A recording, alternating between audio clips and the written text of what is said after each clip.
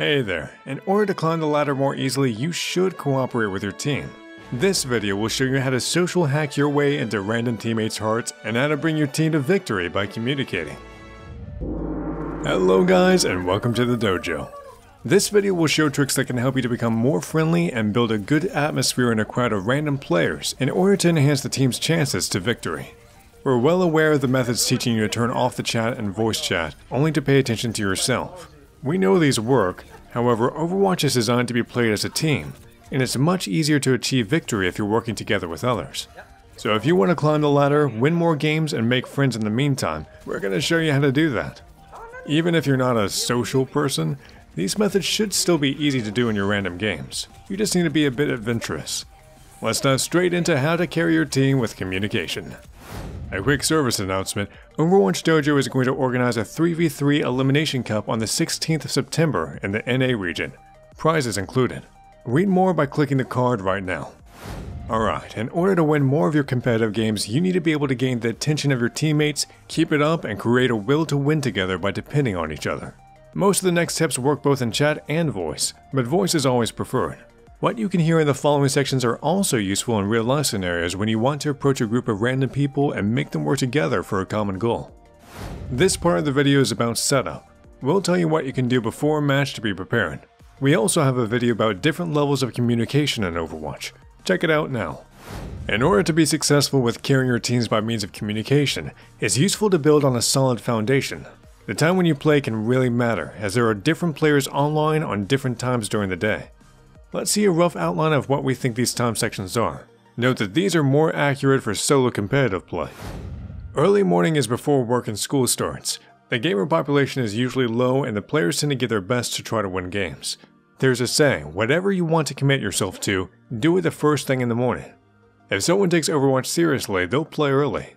Use this to your advantage, as these players will often try to co-op and talk in order to achieve victory. Until end of work or school is a good time again. Usually up until 5 PM, as these players are staying at home and having fun with the game, or they're otherwise committed a lot to Overwatch.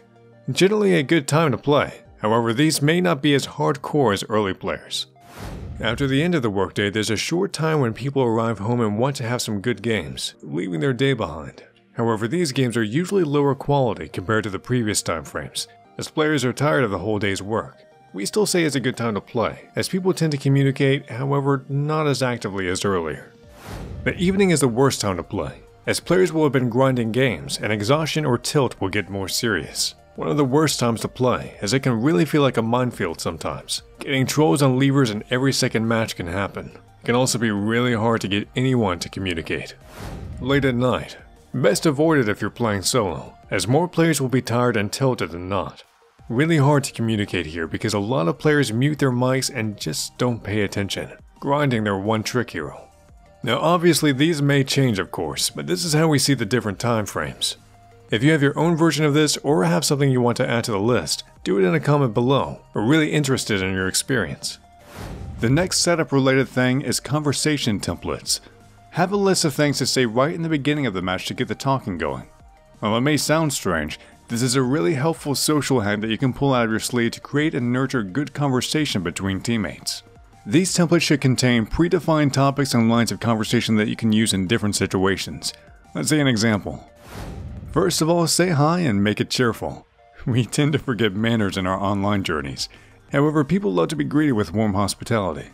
Make sure that the way that you greet them sounds friendly and welcoming. This creates a good mood in even the grumpiest player. After the greeting, start a conversation with the whole team. Use open-ended questions that can be answered by your teammates. This is the part where templates come in handy. Make a list of questions that can help the team to set up and take their preferred roles. Templates make it easy to use these questions in every game, and you can always refine the list later. Of course, it can be non-game related if you have a good topic that you can use to get the talking going. Use the names of your teammates. People value hearing their names by strangers. They feel good because they've been addressed personally. Use the names in your template questions. Ask the Ana player if she feels comfortable. Get the opinion of your main tank if he or she feels good with the current lineup. Get creative, but always mention their nicks. So these templates should be used for the beginning of the games to make sure that you get the talking going. After that, you need to roll with the communication. Alright, let's say that you decide to get into a game. Before we jump into the section about what to do during games, we're going to talk about the mindset that you need to adopt in order to make the tips in this video work. Changing is always hard, but at least think about the following mindset tips. Pretending to believe works too, just as smiling makes you a bit happier. Even if you don't agree with some of what we're going to say, do yourself a favor and try them in your next few games. You may find out that these tips help you a lot, or not at all, but hey, it's worth a try. In order for you to become engaged with working towards creating a good atmosphere, have a goal for it. Make it your desire to learn how to make your team win with the tools of communication. You shouldn't try to play the next few games to improve your aim or have more healing, but instead try to focus on talking, making your team feel good and depending on each other to win. This is a really rewarding experience if you can pull it off, and it's a good social experiment. The first and biggest tip to help you with the mindset is to pretend that everyone is already your friend. Yes, even that annoying guy who greets you by swearing into the mic. We all have bad days and bad times. If he was your friend, you'd want to help him feel comfortable, right? Let's do that.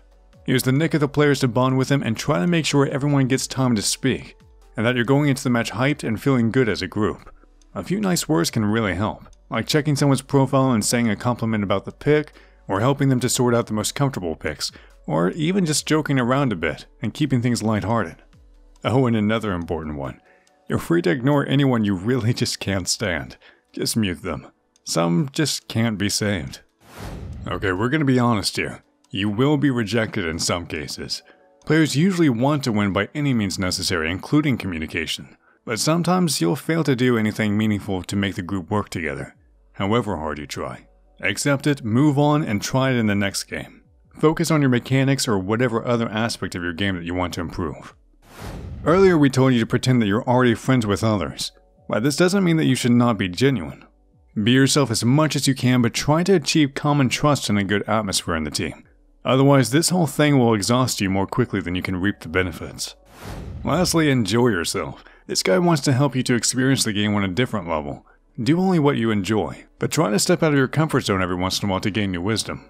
Also, if you want to improve at an accelerated rate with the help of experienced players and tutors, click the card right now to learn about coaching opportunities in the Overwatch Dojo. Alright, so now you know these little social hacks to help your teams work.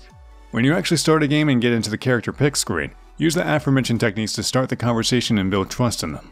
However, it doesn't just end there. You need to pay attention during the game and keep up the good spirits. Your strongest tool is giving compliments. Compliment everything that's worth complimenting. You should reward good plays, well-timed ultimates, and big or small saves with good words. It's not easy to do for everybody, but if you just watch the kill feed closely and pay attention to your teammates, you'll be able to notice when a compliment's due. This is a really strong weapon in fighting for the victory, as these enhance most players' ability to perform well. Make sure that you're consistent and give them to everybody when they deserve it. You don't need to say a lot. Some well-placed, nicely done calls can do the trick. The next important thing during games is to manage tilting. Some players can become enraged easily, and it's common to vent your feelings on the team. If you see someone tilting, try to channel that into a battle rage against the enemy. Is a Genji continuously killing your Ana and she starts tilting? Tell your team that your Ana is your most valuable support asset, and thus you need to make sure to protect her in order to win. Say that you're personally getting revenge on that Genji for every kill he made. Joking helps, but make sure to address the problems if you can while staying in a good mood. Even if you fail to do so, players will feel that you pay attention and will channel their bad feelings into battle rage against the enemy if you did well. Lastly, about making friends. It's really common that you'll get a few requests after social hacking your team to victory. Accept them and cultivate these newly formed friendships. It's a ton of fun to find someone who you love to play with regularly. That's really all there is to it. These tips may not work for all of you, however it is worth knowing about them and trying the methods at least once. As usual, like, favorite, comment, share, subscribe if you found this video useful. Join our Discord server now to have a chat with some awesome people. And we'll see you guys in the next one.